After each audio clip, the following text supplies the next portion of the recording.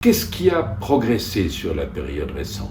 Nous avons lancé un projet d'étiquetage du bien-être animal avec la grande distribution qui concerne maintenant le poulet, qui va concerner le porc et d'autres espèces. Et je crois que c'est une avancée énorme parce que ça permet aux citoyens consommateurs de s'exprimer.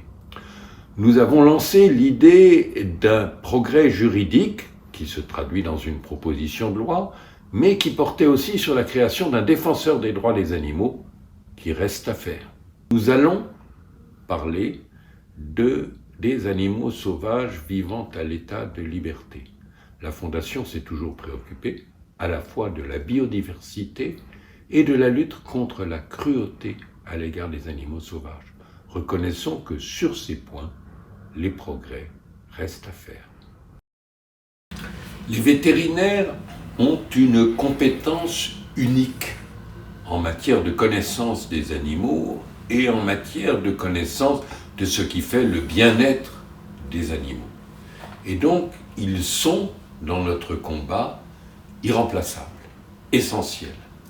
Je me réjouis que l'Ordre des vétérinaires, en créant son comité environnement animal santé, ait pris en compte fortement le bien-être animal. Et ce que nous souhaitons, c'est que les vétérinaires, individuellement et collectivement, deviennent en France les premiers défenseurs du bien-être animal.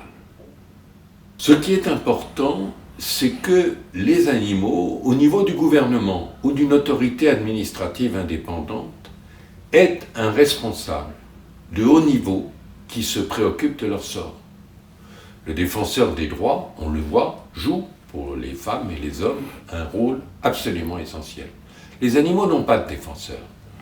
Et donc c'est pour cela que nous souhaitons un défenseur des animaux. Il faut rappeler que Loïc Dombreval, vétérinaire, a déposé une proposition de loi pour créer un tel défenseur. Mais je ne suis pas sûr que cette proposition de loi passe devant le Parlement pour vote. Le 16 novembre, nous parlerons des animaux sauvages vivant à l'état de liberté. Comment les protéger, les défendre. Les protéger, lutter pour la biodiversité. Les défendre, les protéger des pratiques de chasse cruelles qui existent. Il y en a encore beaucoup.